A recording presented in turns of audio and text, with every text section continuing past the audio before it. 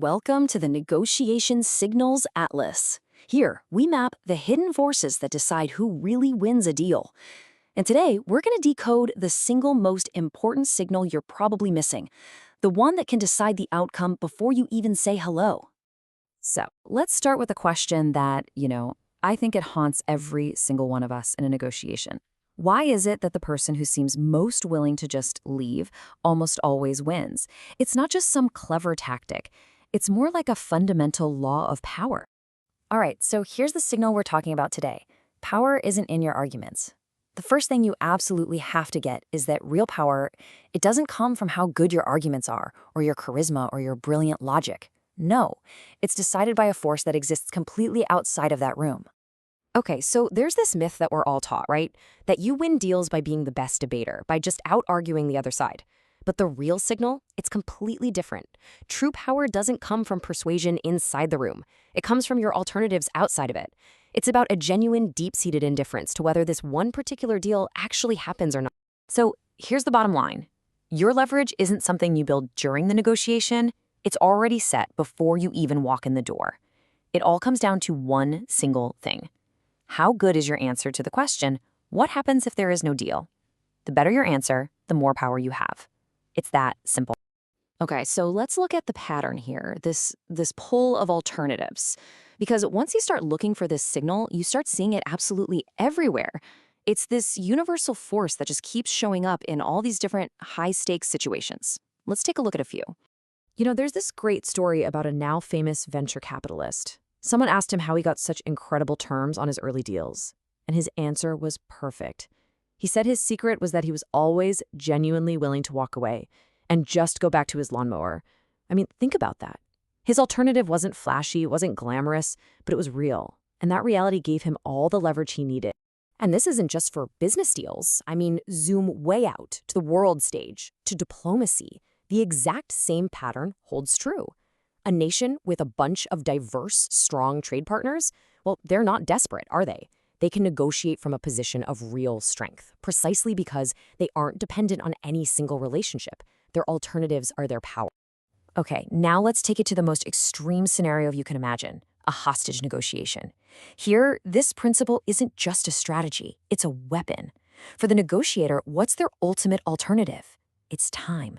Just the ability to wait, to slow everything down. It shifts all the pressure over to the captor because their alternatives are getting worse by the second. In this game, patience itself is leverage. So if alternatives are what create power, how does that power actually work inside a negotiation? This is the game. It's all about who controls the pressure. There's a core concept here from game theory, and it's called exit asymmetry. It's a really simple idea, but the consequences are massive. It just means that whenever one person's ability to walk away is way stronger than the other person's, you get this huge imbalance. And that imbalance, it controls everything that happens next. And you can literally watch how the pressure flows.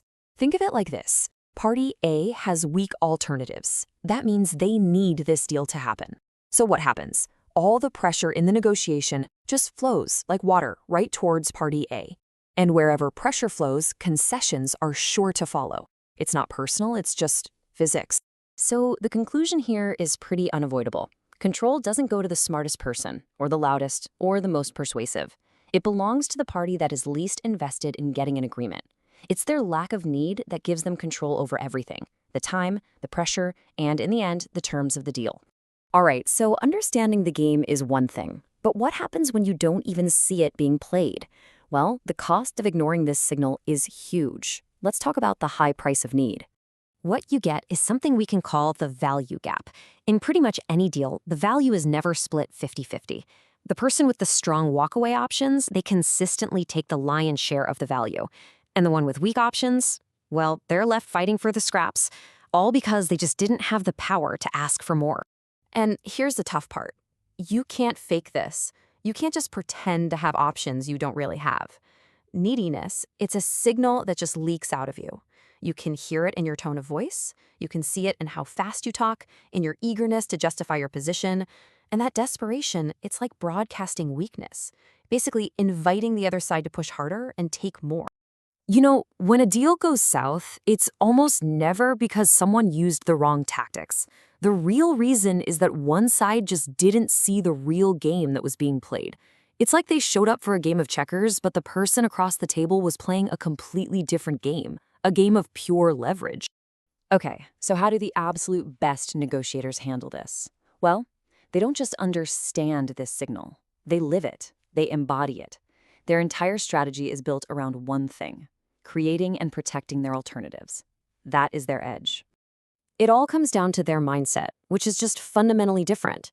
For them, leverage is something you build before you ever talk to the other side, not something you try to invent on the spot. So when they start to feel pressure, what do? They don't double down on their arguments, they quietly focus on their exit. For them, silence and time aren't awkward. They're tools. They're ways to signal indifference. They're always negotiating from a place of surplus, never from a place of scarcity. And this is the most crucial part. That confidence you see, that calm posture, that incredible patience, it all comes from one place. It comes from the rock-solid knowledge that they have strong, real alternatives. They simply do not need this one deal to work out.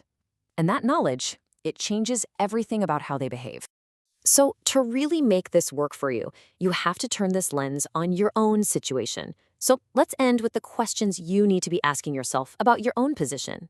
First question, and be brutally honest with yourself here. How strong is your walk away? Is it a real, solid option that you would actually be okay with taking? Or is it just some vague, awful last resort you hope you never have to use? Second, who needs who more? Simple as that. If you were a betting person and had to put money on which one of you would be hurt more if this deal fell apart, where would your money go? And finally, maybe the most important question of all, where are you trapped? I mean, really think about it. Where in your business or in your career has a lack of good alternatives completely stripped you of your power? Because finding that spot, that's the first step to getting your power back.